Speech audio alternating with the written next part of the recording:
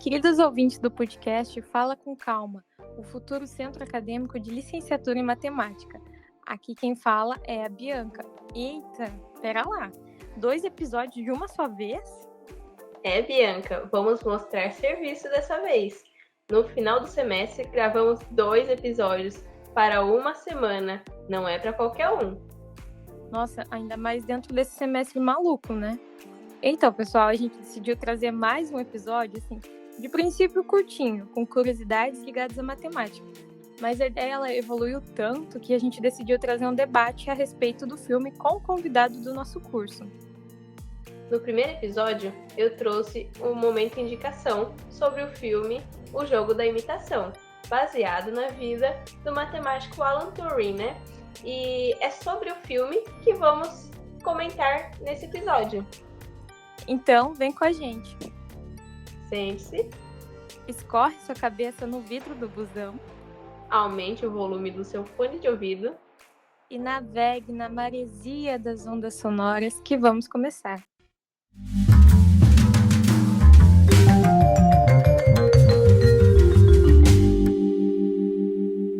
Então, vamos começar com algumas informações sobre o filme e logo mais nossas percepções, ideias sobre o filme também, né? E sobre a vida do Alan Turing, dos autores em si. O Jogo da Imitação, ele é um artigo que o Alan Turing realmente escreveu. O matemático lógico e criptoanalista, ele transformou a história ao buscar criar padrões e decifrá-los. O filme, ele é dirigido por um cineasta norueguês e foi baseado detalhadamente na obra de Andrew Hodges, Alan Turing, O Enigma. Vamos mencionar aqui, primeiramente, algumas informações e curiosidades do filme e da vida do Alan. Mas eu preciso ressaltar a você que vai assistir o filme que o ator que faz o papel do Alan é ninguém menos que o Doutor Estranho. Inclusive, o elenco desse filme ele é perfeito.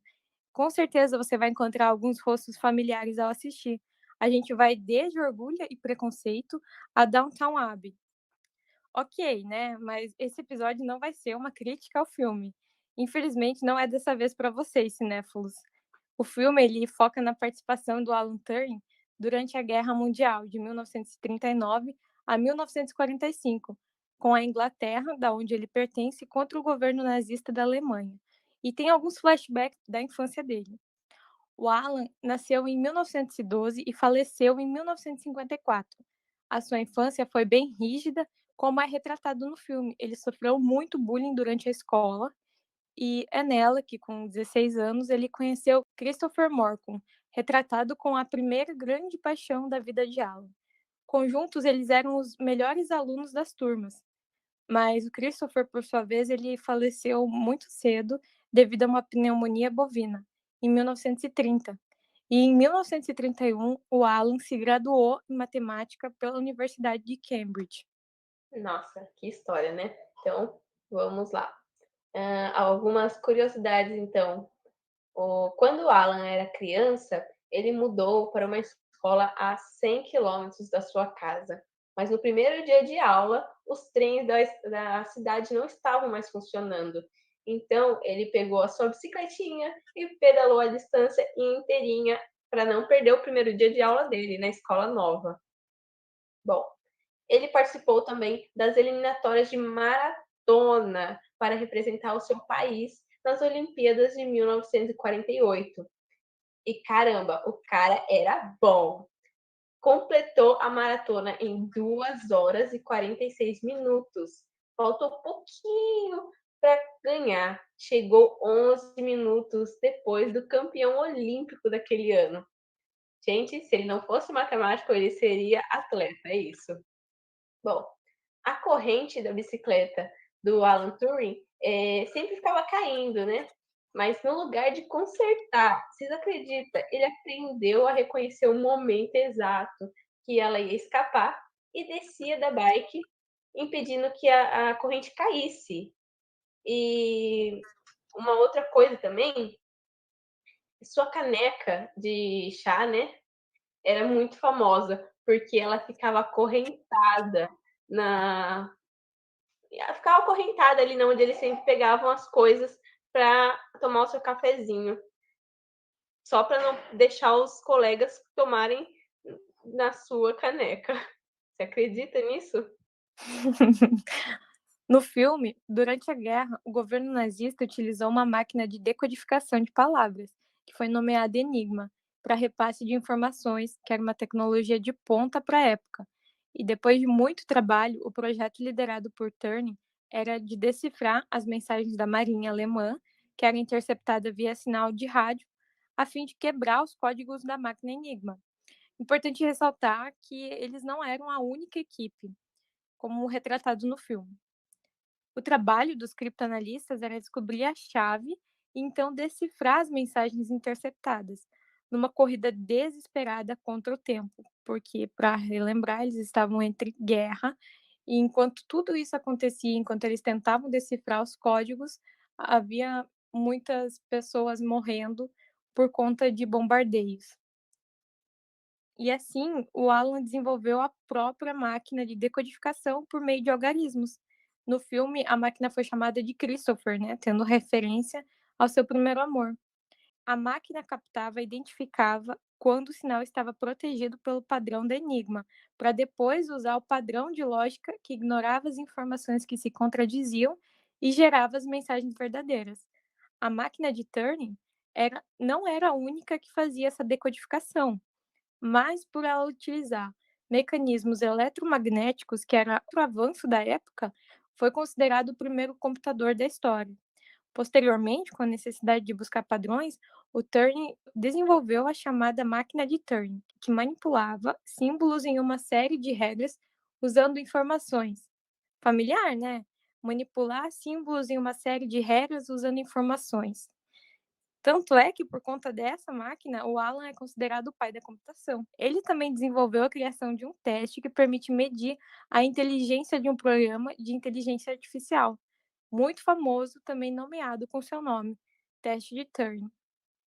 O matemático se envolveu com um jovem chamado Arnold Murray e, depois de ter sua casa arrombada por um amigo do amante, ele foi na polícia para denunciar, né, o crime e acabou sendo preso por indecência após se declarar ingenuamente às autoridades a sua orientação sexual, né? Falou, o cara lá foi lá e arrombou minha casa porque é amigo do meu amante. Então ele se declarou culpado por um crime que na época era considerado ilegal, né? Ser homossexual. E por sua importância para o governo, ofereceram liberdade a Turing sobre a condição de que ele teria que se submeter ao tratamento, né, com injeções de estrogênio sintético, uma castração química com hormônios femininos. Bem triste. Durante o filme, essa fase ela é contada como se ele tivesse contratado um GP e Alan não é de fato preso. A parte da castração química, por conta dele ser homossexual, também não é muito extensa, não é muito relatada, mas é um dos relatos finais da vida dele, já que no dia 7 de junho de 1954, Turing faleceu aparentemente por ingestão de cianeto, mas a morte dele também é muito conturbada, pois não foi comprovado de fato o que causou o falecimento dele, se foi suicídio ou não. Tanto que a mãe de Turing defende que ele provavelmente tenha se envenenado acidentalmente enquanto ele testava produtos químicos no laboratório da sua casa. Outra teoria é que ele envenenou uma maçã e comeu para dar fim à sua própria vida durante a castração. Caramba, né? Suicídio seria uma saída, né? Infelizmente.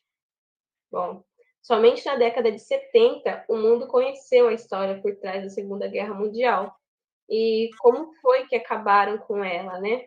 As técnicas que Turing usou para decodificar, né? A equipe de Turing usou para decodificar as mensagens nazistas, né? Só foi levada ao público em 2013. Gente, vocês acreditam? 2013.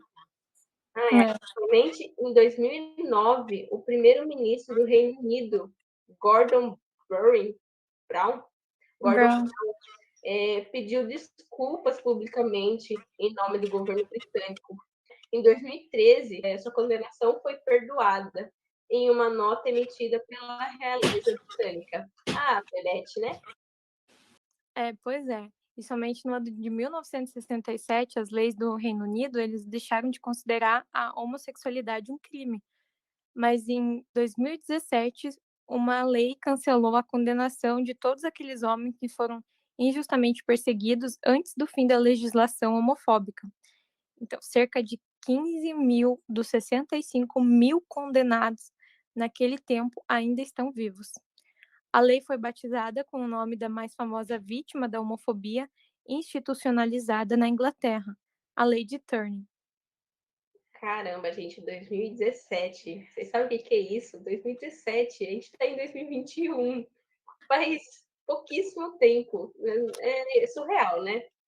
15.000 dos 65.000 condenados naquele tempo estão vivos.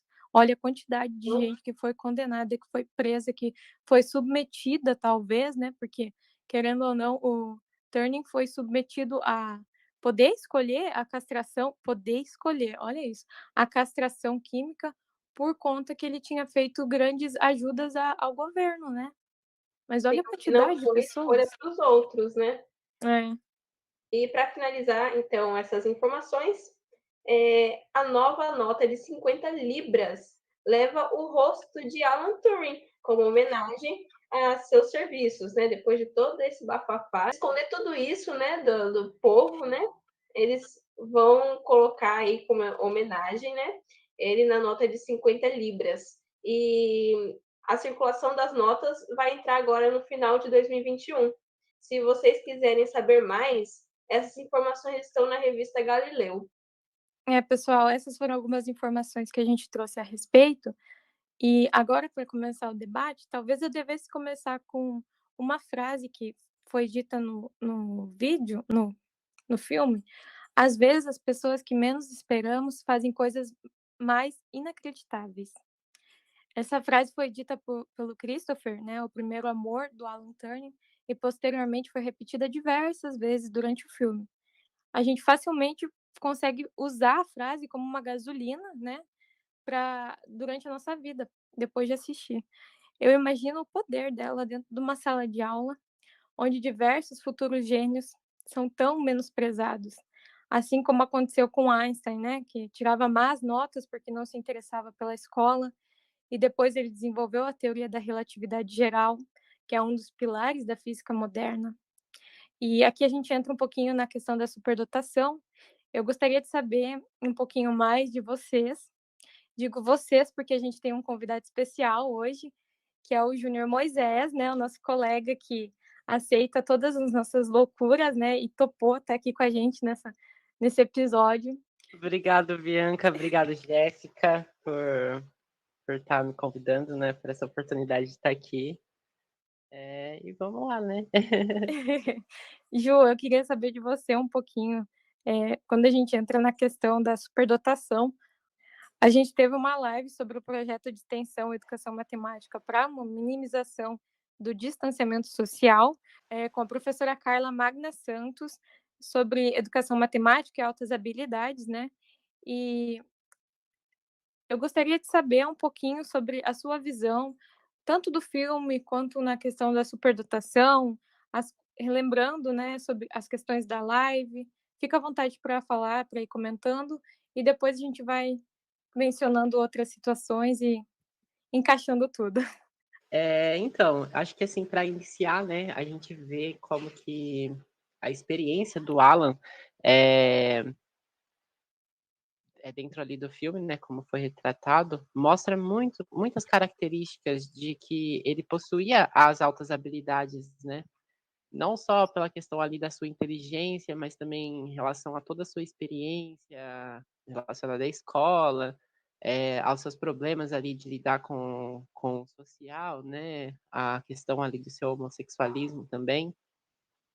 E como que isso influenciou, né, para esse fim trágico que ele teve também, porque querendo ou não, ele não estava habituado assim, ele não estava no meio na qual seria o adequado para ele, né? Como cria muitas das nossas discussões ali presente dentro da educação, de estar ali propiciando um ambiente adequado para esses alunos, para que eles possam se desenvolver e tudo mais. E o filme ele retrata muito, ele não diz exatamente assim que ele tem a questão ali das altas habilidades, né? Só que diversas características ali estão presentes ali mostrando assim que realmente ele era uma pessoa superdotada. Então, tipo, a gente percebe em vários momentos ali que ele é tratado como prodígio, né? O diferente da escola. E também algumas outras características que ele seria antipático, que ele não seria uma pessoa legal, que ele acaba sendo uma pessoa meio grossa, né? Sim.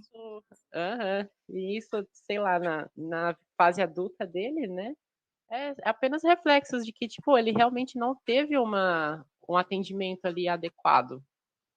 Algumas outras coisas também que ele tem ali um sentimento de criticidade bastante alto quando ele se compara com os gênios, né? Ele se compara a Newton e Einstein, pelo fato de que na idade dele, aos 27 anos ali no momento do filme, Einstein e Newton já tinha realizado grandes feitos e ele ainda não tinha feito nada e tudo mais.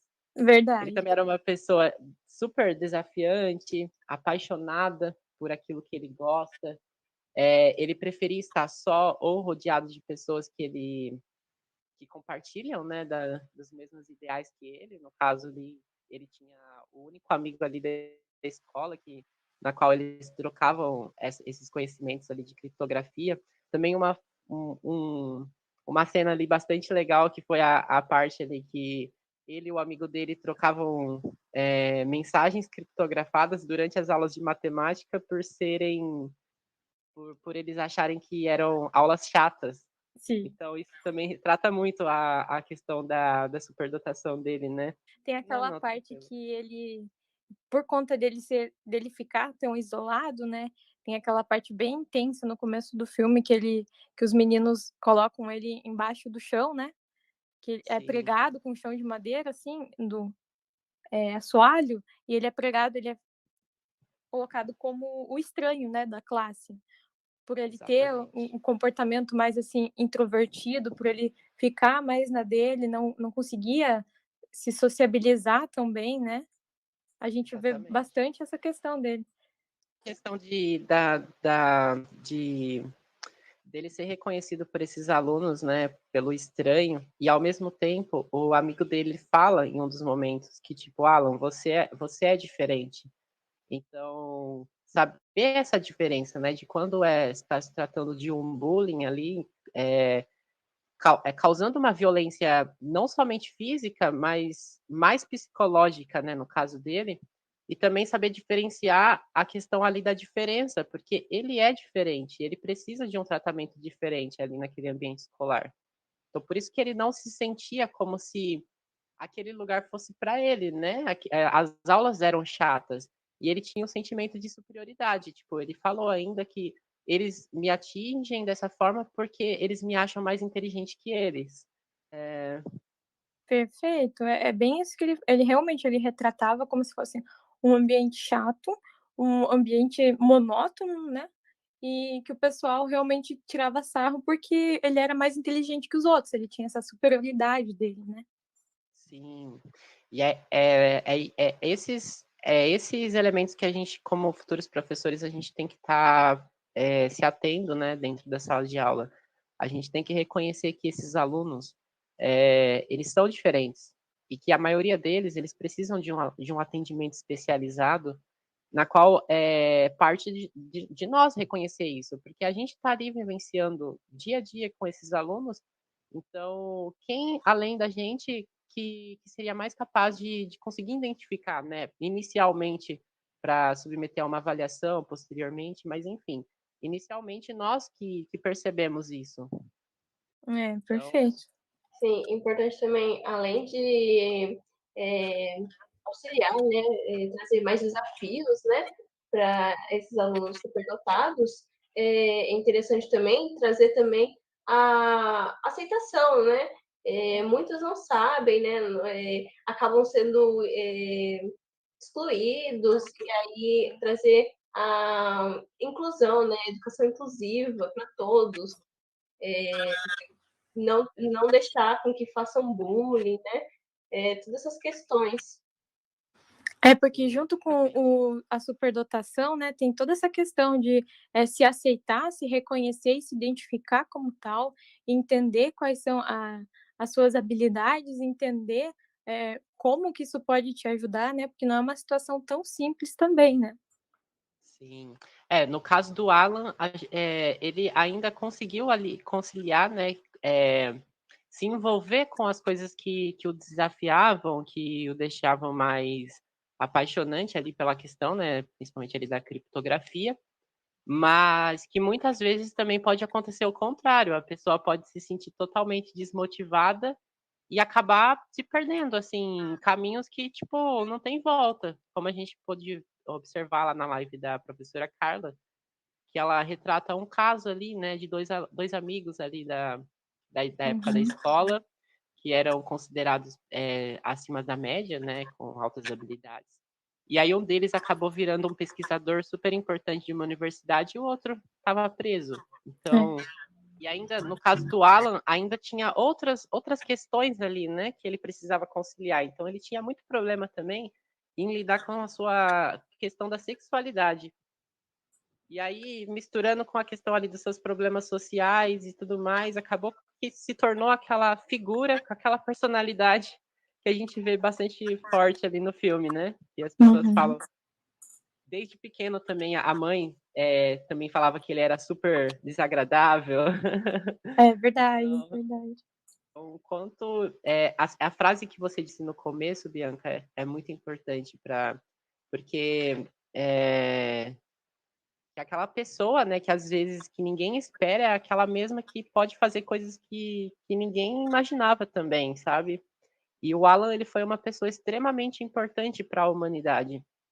Ali, pela questão de vencer a guerra, e o fato também de que ele venceu a guerra utilizando inicialmente seus conhecimentos de criptografia, depois ele veio com a estatística, e também ali as máquinas de Turing, né, que seriam os computadores modernos que a gente tem hoje. Então ele foi tipo uma pessoa que fez feitos assim que a gente vê no filme que as pessoas já acreditavam nele. Então é também uma das características de superdotação. As pessoas acreditam nessa pessoa. E aí ele foi lá e realmente fez. Quando ele conseguiu descobrir os mistérios ali da Enigma também, foi numa conversa totalmente aleatória de bar, na qual ele também pôde perceber coisas que ninguém percebeu. Então, a mulher lá estava falando um certo caso ali do cara Com quem que ela se apaixonou, alemão. né. E aí no meio da conversa ele pegou: "O quê? Como assim? Eles sempre começam com palavras e não sei o que tem", aí ele já pegou o gancho ali, já saiu correndo e partiu lá para a máquina dele e conseguiu decifrar e conseguiu descobrir exatamente aonde era o ponto que ia acontecer o próximo ataque. Então isso é É. uma característica muito forte dele também. Só que no começo ele foi muito ignorado, né, até ele ter esse reconhecimento, até o pessoal começar a acreditar que de fato ele podia fazer as coisas, demorou, por isso que essa frase foi tão falada durante o filme, né. E um fato Exatamente. interessante que o filme não traz, infelizmente, é que com 15 anos ele conseguia resolver problemas complexos utilizando cálculo sem nunca ter estudado cálculo, né. Isso é uma questão da superdotação, só que não é abordado no filme, né. Tem um Uhum. recorte muito profundo da Segunda Guerra, mas não infelizmente acaba passando por essas questões. Infelizmente o filme ele teve um objetivo ali, né, de trazer ali mais a figura do Alan e como que ele acabou, acabando ali, né, minimizando ali a guerra, e só que ele também traz alguns outros elementos, assim, extremamente importantes que a gente pode ver ali presente também, a questão ali do homossexualismo que também não foi muito explorada, mas que também foi um fato muito significativo na vida dele, né, pela questão ali do problema social que ele tem com as outras pessoas, questões das mulheres também que a gente viu ali que, tipo, elas eram rejeitadas, que não acreditavam que elas seriam capazes de ter os mesmos conhecimentos, o conhecimento científico, a ética científica também, né, quando eles acabam descobrindo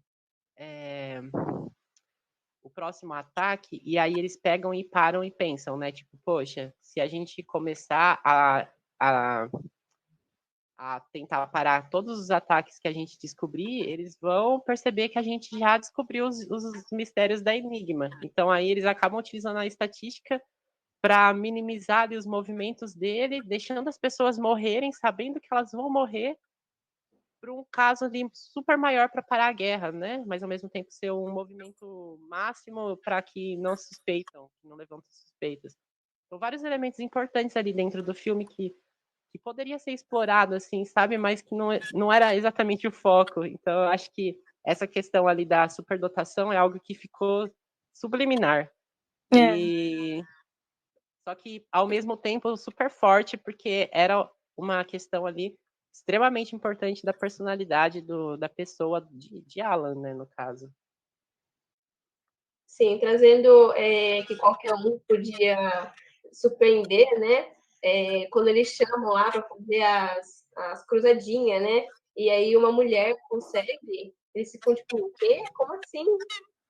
Exatamente. E ainda foi muito engraçado essa parte, porque foi bem na hora que o Alan estava conversando com o Rio, que eles estavam aplicando esse teste, e aí o Alan, o Rio fala, como assim é possível que eles resolvam esse teste em 6 minutos? Aí o Alan olha para ele e fala, não é possível, é impossível, é justamente por isso que eu apliquei. E aí, de repente, a única mulher da sala levanta e fala, eu acabei. 5 minutos e Então, pouco, né? 5 minutos e 30, alguma coisa. Aí ela É. fala, você não pediu para resolver antes de 6 minutos? Então, tá aí. E E ela foi foi o levada para o papel mesmo dela. lugar que as outras mulheres, né? Ela não podia ficar junto com a equipe. Sim, exatamente. Até a questão da família, né? A questão ali da família. Teve uma hora também que a família dela queria que ela voltasse para casa, porque ela morava sozinha, ela não era casada, ela trabalhava. Então, tipo, ela era uma mulher independente, só que ao mesmo tempo isso era temido pela sociedade na época. Traz também o papel, né, da mulher na Segunda Guerra, né? Elas que tinham que escrever lá os códigos, né, e tudo mais. As assistentes, cargos específicos, né, para determinados para as mulheres é um reflexo também do governo ali, né, do governo um pouco autoritarista que tinha na época. Também a questão da ilegalidade dos homossexuais. Então, realmente não era um meio assim muito propício para o Alan e que o final trágico dele do suicídio não ficou ali extremamente explícito, né, o real motivo dele, só que ficou nas sublinhas, né? Então, no final do filme a gente percebe também numa conversa ali com a amiga dele, né, a senhora Clark, que quando ela vai visitar ele e ele já está sobre o tratamento, né, da castração, então ele está bem doente e tudo mais, ele começa a indicar sinais de que ele é uma pessoa incompreendida. Então, ela pega e fala, né? Tipo, se não fosse por você, as pessoas que eu estou lidando no trabalho, elas não estariam vivas. Se não fosse por você, inúmeros artigos que eu tenho trabalhado também não seriam publicados. Então, ela começa a enfatizar a importância que ele teve ali, né, perante a sociedade, e ao mesmo tempo ele olha para a cara dela e fala: Você realmente acredita nisso? Então, sabe, por mais que ele tenha todos esses feitos, ainda vem aquele sentimento de incompreensão por conta da questão da homossexualidade dele, né? Que seria algo ilegal ali na época. Então, é muito triste. Realmente é um filme muito, muito marcante, muito sensível, muito. É um dos melhores filmes que eu assisti na minha vida, É, eu digamos acho, assim. eu acho que esse filme foi muito sensível. E uma coisa que me pegou muito nessa questão foi que no final do filme aparecem as informações lá, né? E que a Rainha Elizabeth tinha dado perdão real ao Turner. Aí ficou encucando isso na minha cabeça, porque o perdão real, sabe? Essa frase. como assim o perdão real? Perdão por quê? Né? Se ele ajudou tanto, não devia Exato. ter sido ao contrário? Não foi o governo que perseguia, que condenava, inclusive o fato do Alan Turing, ele teve que se submeter à castração química. Tipo, ok, é uma tentativa de reparação histórica, mas mesmo assim é muito conturbado isso, porque, para não falar absurdo, né? Porque é irracional isso, tratar alguém com tamanhos absurdos e nem sequer fazer um pedido de desculpa pela homofobia. E isso só foi conseguido depois de muita gente se juntar e pedir, implorar para que o governo fizesse alguma coisa, a rainha, no caso, fizesse alguma coisa de reparação. Não foi por uma livre, espontânea vontade, foi uma rebelião de pessoas que pediram por isso. Isso foi absurdo na minha Exatamente. cabeça. Pegando esse gancho também, uma coisa que me pegou assim nessa linha também foi ali a questão depois que eles venceram a Segunda Guerra, né? Aí começou a sair as notícias ali nos jornais e tudo mais. E ali eles estavam falando muito sobre a busca pela liberdade em cada nação. Então, assim, isso me pegou muito também, porque aí eu fiquei pensando, né? Será que é mesmo? Porque, É. assim, eles próprios não tinham liberdade. Então, eles estavam tentando acabar com a questão ali, né, do nazismo, da ditadura alemã ali da época, mas, ao mesmo tempo, o governo deles também era extremamente autoritaristas. E, então, que nem o Alan, ele não tinha liberdade. Ele teve que... A liberdade que ele teve foi uma liberdade condicionada. Ou você vai preso, ou você vai ser submetido a uma castração química por conta da sua Uhum. homossexualidade. Então, isso me pegou muito também. Eu fiquei pensando, né, que liberdade que eles estão buscando. Sim, a gente tem que lembrar que tem todo o recorte histórico, né, que foi passado há muito tempo atrás. Só que, sinceramente, né, não bastou ele ter ajudado a salvar a Inglaterra e o mundo na Segunda Guerra Mundial e nem ter inventado o computador, nem ter criado a base fundamental dos estudos sobre inteligência artificial, nem decodificar códigos para o governo inglês, nada bastou, porque ele era homossexual. Simplesmente o fato dele ser homossexual fez questão disso tudo acontecer com ele. Ele foi quimicamente castrado, proibido. Nossa, uma coisa que me pegou foi que quando eu estava estudando um pouquinho para falar sobre isso, além dele ser travado, porque ele não pôde mais, então, decifrar códigos para o governo inglês depois disso, porque ficou um tempo sobre sigilo, né? Essa Sim. questão. E ele também foi proibido de trabalhar e de entrar nos Estados Unidos por conta da condenação dele, Uhum. entende? Então, até que ponto que é liberdade para ele? Para ele Qual foi, te- né? quase teve que devolver a máquina dele, né? Então, nossa. Uhum. O governo, ele literalmente mostrou ali a castração de asas, né? Porque acabou castrando as asas de um dos maiores gênios ali da humanidade. Então, depois que ele começou o tratamento, a gente vê que ele não conseguia nem escrever uma palavra cruzada, É, sabe? Muitos homossexuais, né? Acabam pedindo mulheres em casamento, né? Para poder fugir do governo, que não aceita eles, né? Até mesmo Exatamente. familiares, né? Isso ocorre hoje ainda. Muitas pessoas estão em relacionamentos que não gostariam de estar para esconder a sua orientação sexual. Isso é um absurdo. Sim, isso reflete um pouco também a questão ali das mulheres, porque na parte do filme, quando a amiga dele, a Clark lá, que eles estavam noivos, ele conta para ela o fato dele ser homossexual, ela aproveita essa situação também e fala, olha, esse casamento é perfeito. Eu também não quero ter uma relação normal, igual a sociedade espera que eu tenha, né, por ela ser mulher.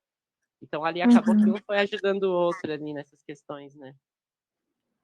Eles não trataram tanto, né, sobre a questão dela. Até no final mostra que ela então estava com um anel de casamento na mão, mas não falou, né, necessariamente se ela estava com um homem ou com uma mulher, deixou bem no ar também. É verdade. E essa questão ali do poder tem uma citação assim do filme que me pegou bastante, que foi uma das primeiras falas assim, né, do filme. Quando o Alan tá ali na delegacia, né, que o policial tá tentando descobrir mais sobre a vida dele, e aí ele fala, né, você pensa que porque só porque onde você está e onde eu estou, você tem mais poder que eu, mas você está enganado. Eu Uhum. estou, eu estou no controle, porque eu sei de coisas que você não sabe. Então, isso é muito forte, porque mostra a importância do conhecimento, né? Então, o conhecimento nos dá poder.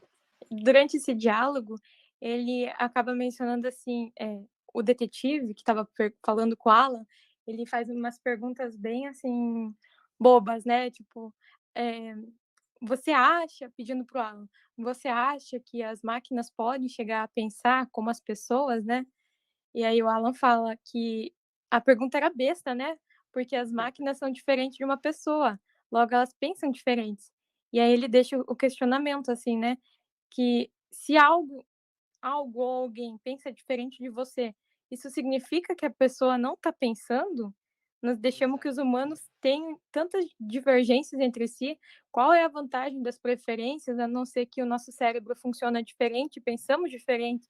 E ele conclui dizendo que se podemos dizer isso por nós mesmos, porque não podemos dizer isso para cérebros feitos de metal e cobre. Então, voltando à questão, né, do dos enigmas dele.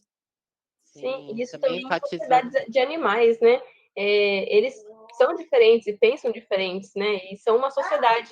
Também mostra um pouquinho, né, a questão da diferença. Enfatiza bastante, na verdade, não um pouquinho, É. porque é, o ser humano ele é diferente um do outro, né? Então a Uhum. gente tem que ter esses olhares, trazendo um pouco para a educação, né, que seria a nossa parte aqui, né, no curso. A gente se ater a essas diferenças. A gente é um professor e a gente está dentro de uma sala de aula com inúmeros seres humanos diferentes, com bagagens diferentes, com experiências diferentes, cada um trazendo com si os seus conhecimentos prévios, as situações que já viveram na vida, seus traumas, seus interesses, suas felicidades. Então, a gente tem que saber multiplicar esses saberes, né? A gente tem que ser multiplicadores desses conhecimentos, identificar que realmente ninguém pensa igual a ninguém e saber lidar com o individualismo de cada aluno, né? Então, eu acho que é um dos maiores pontos ali de discussão que a gente tem dentro da educação, trazendo um pouquinho para a educação matemática também, né? Que seria a nossa especialização. E é importante isso. E isso é um tema que o filme traz muito bem, assim, sabe? E que também É, caracteriza muito a importância, né, dos problemas que podem vir a acarretar na vida de pessoas, por exemplo, com as altas habilidades que não foram identificadas, não foram devidamente atendidas, devidamente ensinadas, enfim. sim, com certeza. Uma coisa que me pegou bastante foi que, como ele faleceu com 41, 42 anos, né, Uhum. imagina, ele faleceu super novo. Imagina as contribuições que ele ainda podia vir a fazer para a ciência, né. A gente tem também como uma das pautas falar um pouquinho sobre o governo autoritário e como é difícil, então, o desenvolvimento da ciência dentro de um ambiente desses, como que o Alan fez falta para o desenvolvimento dela durante esse período, né. Sim, até mesmo pelo fato de que o superior dele ali mais próximo queria demiti-lo, queria mandar ele embora, não queria financiar a máquina, não sei o que tem. E as estratégias que ele teve que de ir até lá na capital da Inglaterra, lá em Londres, para falar com o superior do superior dele, para Uhum. guardar segredo, falar, olha, a gente descobriu isso e a gente vai conseguir muito mais, só que você vai ter que manter segredo até dele, não sei o que tem. Então, é uma questão ali de como que um governo pode castrar mesmo, né, não só a questão ali do conhecimento das pessoas, mas também a questão ali do desenvolvimento, né, humano. Porque Sim, pensa, se o superior dele vai lá, desliga ele, demite ele e tudo mais, eles nunca iam pode ser que futuramente alguém poderia, ou até mesmo o próprio Alan desenvolveria sozinho, por si só, com um pouco mais de dificuldade, sem financiamento e tudo mais. mas eles não iam vencer, provavelmente, a guerra do jeito que venceram, né? Então, é bem Uma coisa forte que eu isso. gosto de ressaltar bastante também, quando eu estou fazendo o relatório do meu projeto, né? É que o professor não precisa ser detentor de todo o conhecimento, né? Que os alunos podem trazer o conhecimento também. Então, diálogos, né? Conversas do que já sabem anteriormente ajuda a construir o conhecimento e mostrar que o professor não tem todo o conhecimento, ele pode adquirir. Nossa, Sim, sim, sim. esse mito do professor ser o detentor de todo o conhecimento do mundo, que o aluno não pode vir a ter algum conhecimento superior a ele, porque senão é snob, né? Tá maltratando, tá querendo sei lá, se pôr como superior numa relação de poder com o professor. Isso é tão ridículo, né? Que a gente acaba que não consegue desenvolver, então, ou não consegue desenvolver o olhar para captar essas crianças que têm essas altas habilidades, ou que a gente não consegue trabalhar isso nelas. E isso Exatamente. não só Eu na digo que não escola, né, só. na universidade também, né? Os professores não aceitam outros métodos de fazer o mesmo exercício. Isso é descabível, Exatamente. sem noção. Eu digo que não só podem, mas como os alunos devem trazer, né, esses conhecimentos, porque a sala de aula tem que ser uma troca. Um aprendizado assim, significativo é quando o aluno consegue fazer relações com aquele conteúdo com coisas que está presente ali na vida dele. Então, quando ele começa a fazer essa troca, traz os seus conhecimentos, sua bagagem, suas experiências para dentro da sala de aula, a gente acaba tornando esse aprendizado um pouco mais significativo, né, para esses alunos, do que Sim. meras decorações de fórmulas, isso e aquilo. Não, hoje a gente vai aprender o teorema X, então o teorema X, a fórmula é essa, você vai ter que aplicar essa fórmula, agora faça 40 exercícios até você memorizar. O aluno não aprende, ele não vai fazer relações com a vida dele, ele vai passar a vida inteira dele falando: por que eu aprendi teorema X se eu não vou usar nunca na minha vida? E ao mesmo Não, e tempo ele depois está usando numa esquece, né? situação simples na vida dele, só que ele não consegue ter essa relação. Uhum. E depois acaba esquecendo. É, Não é uma coisa que você vai estar lá fazendo 50 exercícios por dia, né? Não vai. Você não vai levar para frente, você vai terminar seu ano e vai deixar. Uma coisa que o laboratório de matemática abriu meus olhos, né, é ensinar o aluno a construir a fórmula, ou tipo, chegar naquilo, sabe? Desenvolver o conhecimento para ele determinar como que se faz a fórmula. Então, tipo, se ele souber como que faz o teorema de Pitágoras, ele não vai precisar decorar a fórmula, ele não vai precisar praticar toda hora, sabe? Ele já sabe como que desenvolve. Nossa, isso isso me traz um salvou em pouco tantas também. provas. Isso traz um pouco também a questão ali do papel social da escola, né, perante ali a sociedade, de formar Perfeito. cidadãos críticos, de desenvolver essa cidadania nos alunos, o desenvolvimento da criticidade e tudo mais, porque futuramente na vida dele ele não vai ter um professor ali para sempre para falar o que ele deve e o que não deve fazer, ele vai ter que fazer por si só. Então, quando ele sabe pegar ali, ele está um determinado problema ali e tudo mais. Então ele começa a analisar ali, montar as estratégias dele para montar e construir.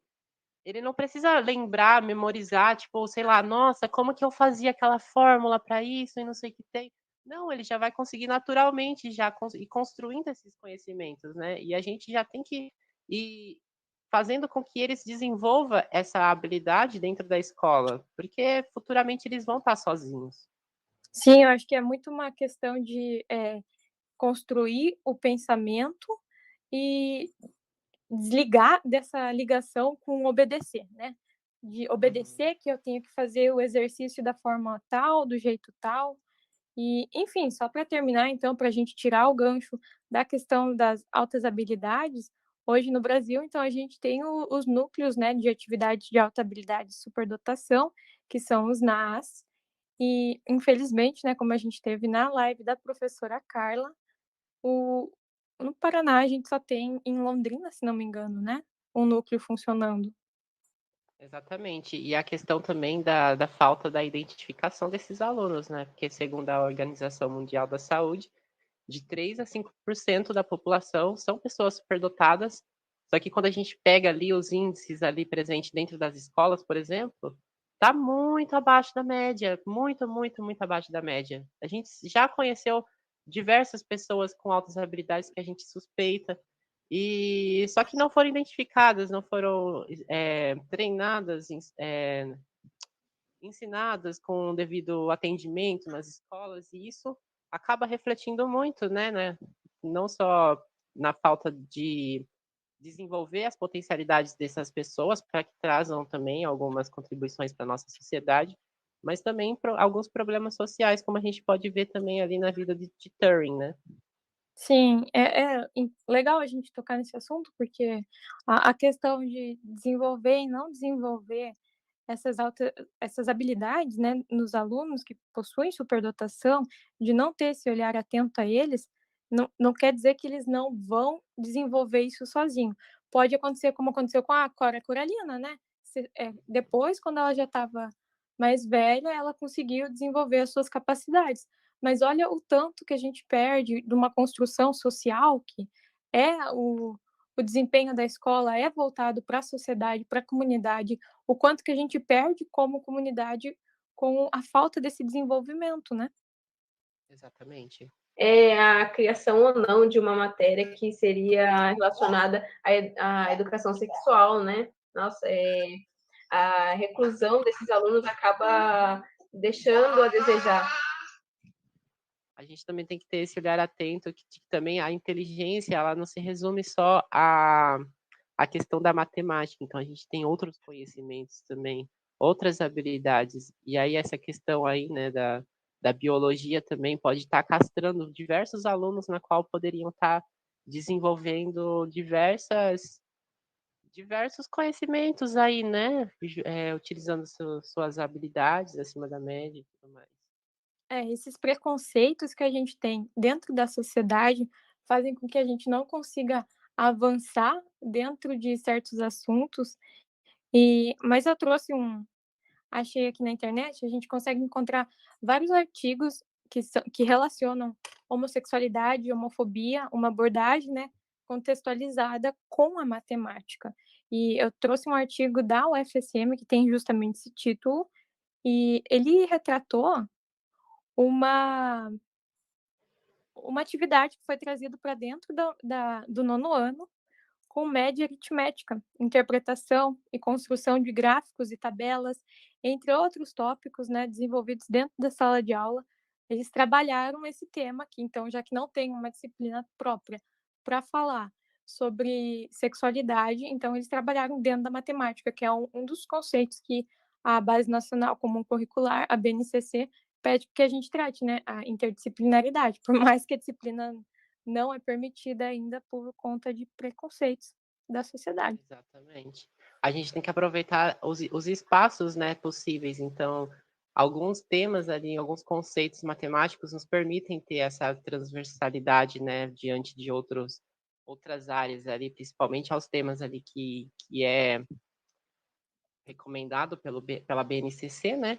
Então, ali a questão dos gráficos é um tema ali bastante importante na qual a gente consegue trabalhar muitas questões ali fora da matemática, só que ao mesmo tempo a gente está trabalhando a matemática, né? E a gente consegue enxergar essa relação com outras áreas que naturalmente as pessoas acreditam que não tem essa relação, mas nós, como os professores, a gente tem que trazer esses debates sim, porque é o nosso papel, né? Até a BNCC, ela nos direciona para isso, então a gente tem que estar trazendo esses assuntos importantes. Uma coisa legal também de, não sei como vai estar na nossa época, né, que a gente vai ser professor, né, se não tiver ajuda, né, essas coisas, a gente pode até trazer com a história da matemática, né? Olha, Alan Turing era assim, assim, assim, e tudo bem, gente.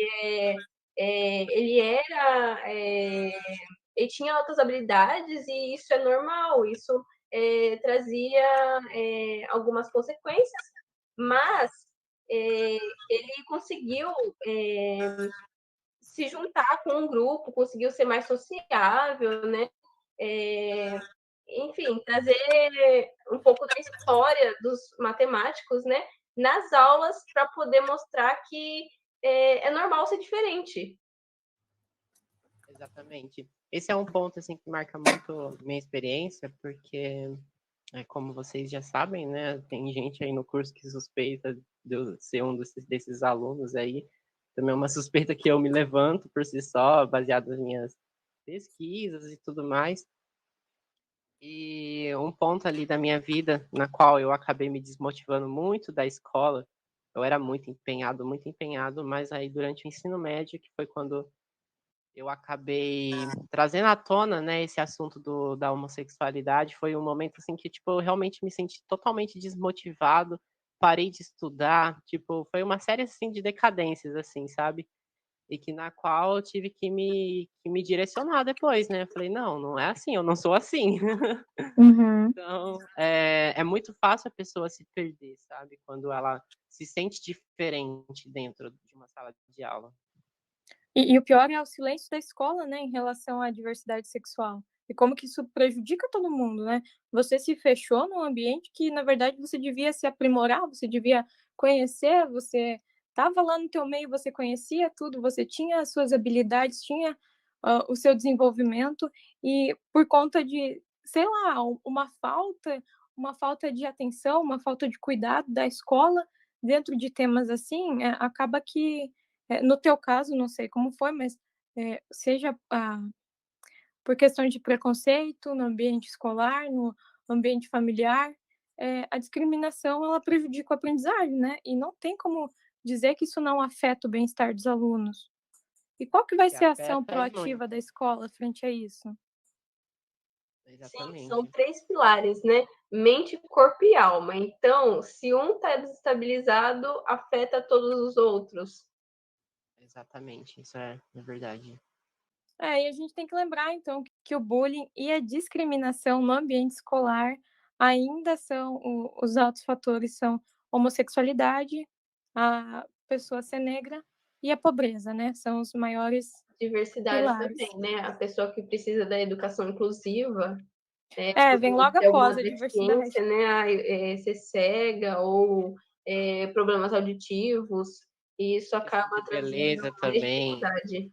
de peso da pessoa ser gorda, ser magra, é uma série de preconceitos aí que estão estigmatizados aí dentro da sociedade. Consequentemente, a gente tem um reflexo disso nas escolas e que a gente tem que combater, né? A gente tem, essa é a nossa luta para combater essa discriminação e trazer uma educação igualitária para todos. Então, assim, só para finalizar, né, um pouquinho dessas discussões, enfatizar um pouco a importância, né, de nós como professores, ainda assim, ainda na nossa geração, 2021, onde a gente está, que a sociedade já está um pouco mais desenvolvida do que na época de Turing, pouco não, bastante, né, tecnologicamente falando, mas ainda assim a gente encontra esses paradigmas, esses preconceitos existentes dentro da sala de aula, então eu acho que seria um dos maiores desafios assim que a gente tem, né, para o nosso futuro.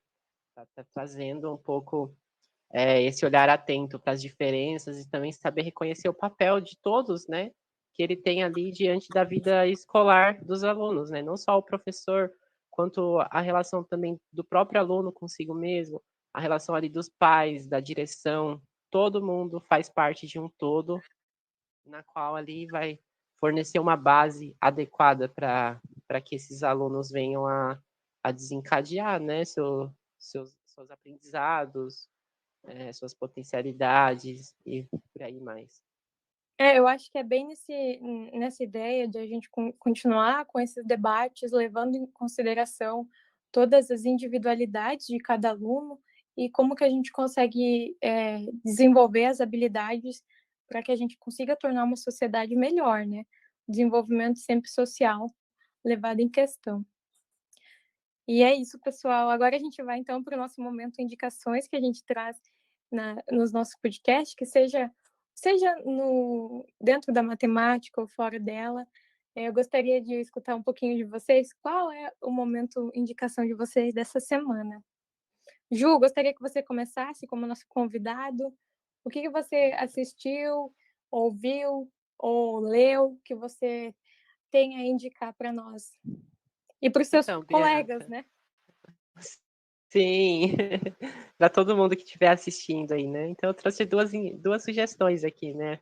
Um pouquinho voltada para essa questão das altas habilidades também. Eu trouxe uma série muito legal que chama O Gambito da Rainha, que eu e a Bianca, a gente estava até conversando um pouquinho ontem, né? É uma série de 2020 que trata um pouco sobre uma órfã prodígio na área do xadrez. Então ela trata ela luta, né? Contra alguns vícios que ela vem enfrentando na sua vida. Enquanto isso, ela enfrenta um dos melhores jogadores de xadrez do mundo, né?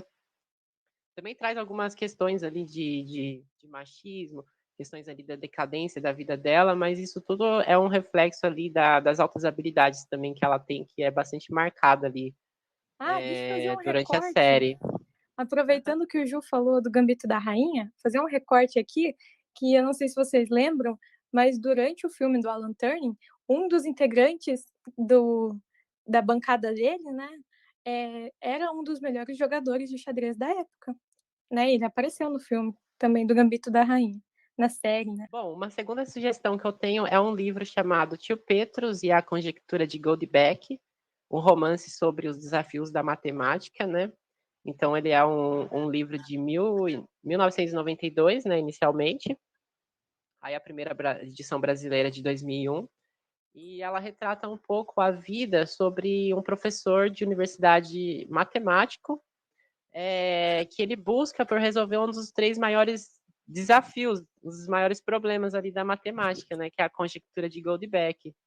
E aí dentro disso, né, sobre a narração ali do seu sobrinho e tudo mais, a gente percebe bastante sinais também de superdotação desse tio dele, né, tio Petrus, que ele era considerado a ovelha negra da família, ele era uma pessoa solitária, ele veio a desencadear alguns sintomas de loucuras na fase mais velha da vida dele, extremamente desafiante por conta desse problema, que foi tipo o maior problema da vida dele, né, que ele passou a vida lá tentando resolver esse problema, e que também ele se sentiu desmotivado em algum determinado ponto da vida dele, né?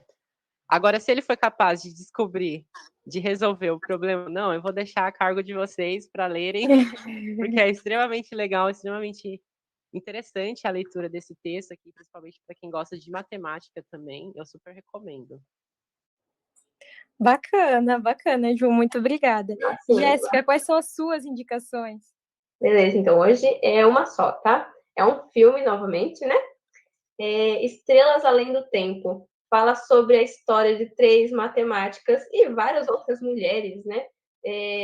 Que lutam por ser reconhecidas, né? A história da Katherine Johnson, Dorothy Vogue e Mary Jackson. E elas estão ali, né? Concentradas na agência da NASA, né? E querem levar o homem ao espaço, né? Bem na corrida espacial. Então eles tinham que dar duro assim para poder conseguir lançar o foguete antes da Rússia, né? A corrida espacial entre Estados Unidos e Rússia. Então, durante a Guerra Fria, então a Catherine Johnson é uma matemática, né? Era uma matemática que foi contratada para poder fazer todos os cálculos, né? Para poder conferir os cálculos dos homens, né? Que só tinha homem na equipe. E aí ninguém deixava ela ver os cálculos, as coisas eram escondidas, né? E aí ela conseguiu, assim, gente, um filme incrível, assistam sim, porque é demais.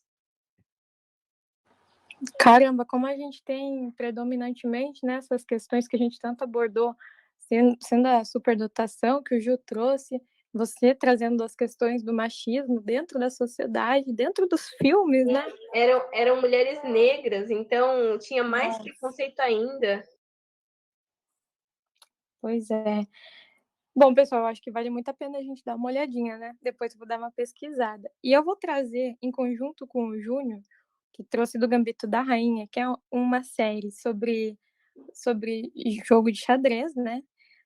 Eu vou trazer uma indicação, que na verdade essa indicação quem me deu foi meu irmão, que gosta bastante de jogar, É o site lichess.org. lichess.org é um jogo de desenvolvimento de xadrez.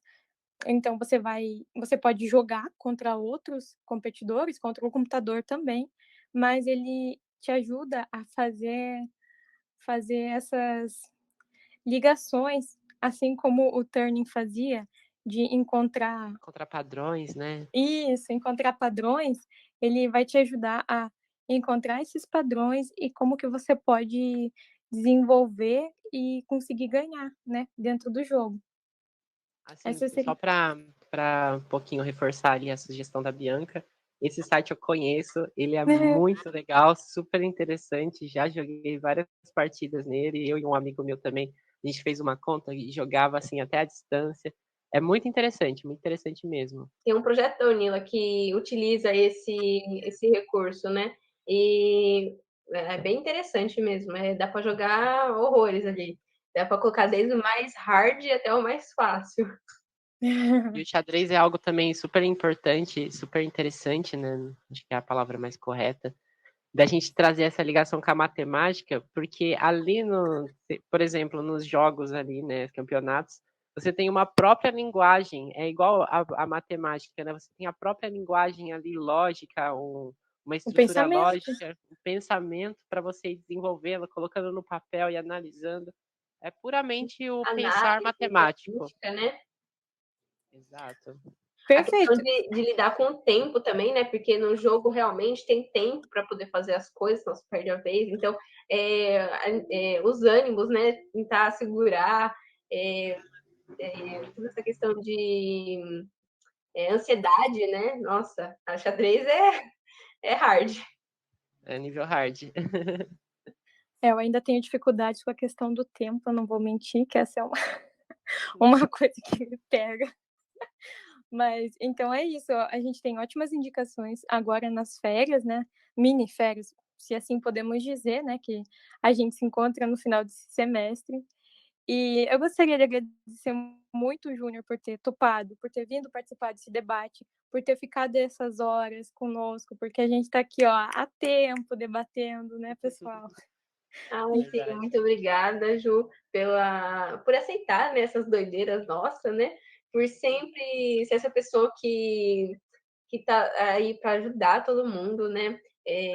A gente sabe como é difícil, né, lidar com tudo da universidade, de casa, de tudo, né? De estar longe de casa também e conseguir ajudar as pessoas, estar entretido, né? Dentro do meio acadêmico, não só para ajudar também, mas para crescer profissionalmente, pessoalmente, e só agradecer, né? Por ajudar Nossa, sempre. eu fico extremamente feliz em ouvir tudo isso. Eu queria agradecer também pela oportunidade, né, de você, pelo convite também. Eu vou aceitar qualquer loucura que vocês quiserem, e se eu tiver interessado, se é algo que me interessa, eu vou estar aceitando sempre. Um dos meus propósitos também é ajudar, né, os colegas do curso também a fazer o curso a crescer, por ser um curso recente e tudo mais. Então, eu acho que é isso, né? O curso ele vai crescendo não só também pela coordenação ali, mas também pela participação dos alunos, né? Então, é importante ter esse envolvimento. E mais uma vez queria agradecer por essa oportunidade, por essa ideia maravilhosa que vocês tiveram de estar trazendo, né? Temas bastante importantes ali da gente estar conversando entre iguais mesmos, né? Entre nós, assim, acadêmicos, trazendo esses debates, essas informações, né, da matemática por meio desse podcast, que é uma ferramenta aí virtual, uma mídia que está bastante acentuada na nossa atualidade, né? Então, é muito interessante mesmo. Parabéns para vocês duas. Obrigada, Ju. O podcast está sendo uma ferramenta que a gente tem para tentar construir uma comunidade dentro do nosso curso, né? Tentar desenvolver essa socialização, interação entre nós. E eu gostaria de deixar, então, aberto o convite a todos que queiram. A gente sempre faz a menção lá no grupo, falando que a gente vai falar sobre tema tal, sobre o assunto tal, para que quem quiser, a gente consegue abrir para debate, e quem quiser, quem se sentir interessado, vir junto para a gente conversar um pouquinho. Tem esse tempinho de a gente estar aqui falando, mas é uma construção de ideias, de pensamentos, e eu acredito que isso só vai ajudar a desenvolver mais e mais no nosso curso. Exatamente. Então é isso, pessoal. Se você gostou desse nosso podcast, não esqueça de curtir, de mencionar a gente lá no @calmaunila pelo Instagram, né? Deixa o seu comentário. Ou aqui nos comentários do YouTube, como no episódio passado. A gente vai adorar muito ter você no próximo. Muito obrigada por ter escutado a gente, por ter nos acompanhado mais nessa jornada. Esperamos você no próximo. Até mais! Até mais, galera. Tchau, tchau. Isso aí. Ativa o sininho também, né? Daqui do YouTube e lá do Spotify. Do Spotify. E não deixa de continuar ouvindo a gente, assistindo a gente, né? Quem sabe um dia a gente não passa um programa ao vivaço, né? Com todo mundo, ou até mesmo aparecendo a gente, né?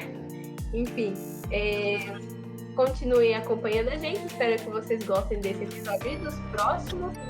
Não deixa de curtir as nossas redes sociais, que lá a gente deixa todas as informações certinhas de como que vai ser o próximo, não como, né, mas qual vai ser os próximos temas e quem pode participar, né, todo mundo, né, e quem tá interessado em participar, já manda um direct pra gente, ou no WhatsApp, ou aqui também, deixar um comentário no YouTube, enfim, compartilha bastante, é isso. Tchau! Tchau, tchau! Tchau, tchau.